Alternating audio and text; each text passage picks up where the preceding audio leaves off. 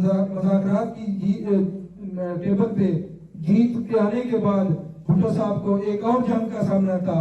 वो था अपने मुल्क के अंदर ताकतवर लोगों से गरीबों के हकूक लेने, क्योंकि पाकिस्तान बनने के फौरन बाद और पाकिस्तान बनने से पहले अंग्रेज का राज था। अंग्रेज के प्यारे लोग जो थे वो करता जाता थे, उनसे अवाम के हकूक लेने के लिए एक और जंग खड़ी थी।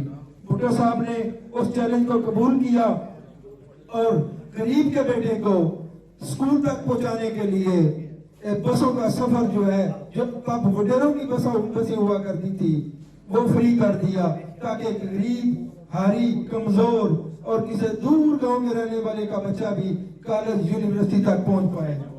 भुट्टो साहब ने स्टूडेंट्स के लिए एक स्पेशल कार्ड बनवाए। भुट्टो साहब ने गरीबों को बैरून मुल्क भेजने के लिए उनको पासपोर्ट दिए, हालांकि उससे पहले तो किसी के पास शनाख्ती कार्ड भी नहीं हुआ करता था। तो भुट्टो साहब ने ये जंग जब अंदरूनी मुल्क शुरू की, गुर्बत के खिलाफ, ताकतवरों के खिलाफ और गरीबों को हकूक दिलाने के लिए एक जंग का आगाज किया, तो भुट्टो साहब को अंदरूनी मुल्क बहुत सारी मुज़ामतों का सामना था और भुट्टो साहब उसी वक्त एक और जंग कर रहे थे अपने इस्लाम के लिए। मैं कहता हूं, कुछ दोस्त कहते हैं कि मुल्ला, पूरी दुनिया के मुल्ला जो है उन्होंने इस्लाम की खिदमत की है। मैं कहता हूं बिल्कुल की है, लेकिन सबसे ज्यादा 20वीं सदी में किसी ने इस्लाम की खिदमत की है तो वो सिर्फ जुल्फ़िकार अली भुट्टो है। मैं कहता हूं कि आप देख सकते हैं आज लीबिया का क्या हाल है, आप देख सकते हैं आज इराक का क्या हाल है, आप देख सकते हैं मिस्र कहाँ खड़ा है, आप देख सकते हैं यमन कहाँ खड़ा है। यमन को सऊदी अरब मार रहा है, एक साइड पे वहां पर की वार लड़ा जा रहा है, एक साइड पे ईरान खड़ा है, दूसरी साइड पे सऊदी अरब खड़ा है, एक साइड पे दुबई खड़ा है, दूसरी साइड पे कोई और मुल्क खड़ा है।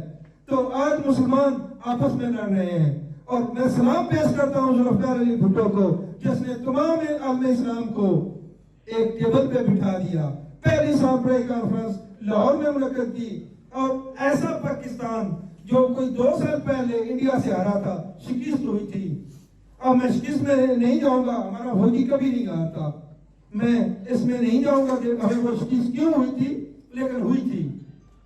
मेरा ये ईमान है कि हमारा फौजी कभी नहीं हारता, अगर कभी हारते हैं तो चंद जर्नैल हारते हैं।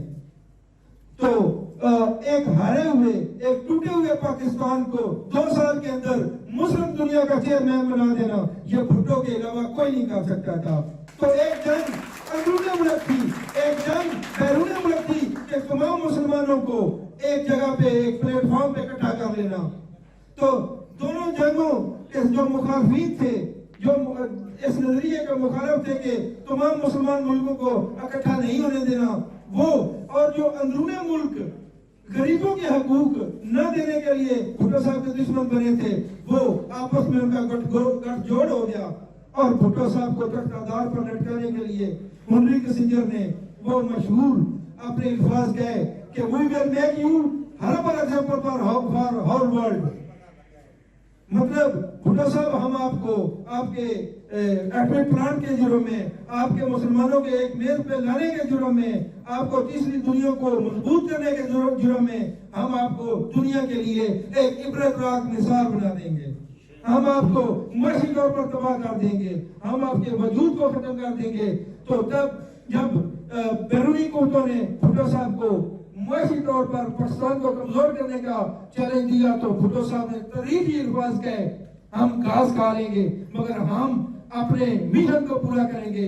मिशन का मतलब हम एटमी प्लांट को पूरा करेंगे, हम एटम बम बनाएंगे, हम अपने दिफा को नाकाबिल तस्लीम बनाएंगे, क्योंकि इंडिया धमाका कर चुका है। जिंदाबाद जिंदाबाद जिंदाबाद जिंदाबाद। इतने सीनियर लोगों की मौजूदगी में मेरा नाम मत लें, यहाँ बहुत बड़े नाम बैठे हैं।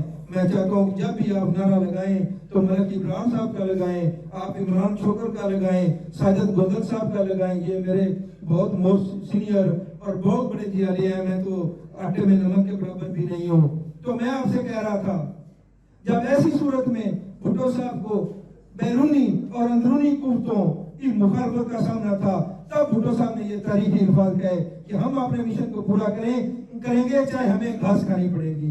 ऐसे अजीम रहनुमा को, ऐसे अजीम मुदब्बर को सूरज सलाम।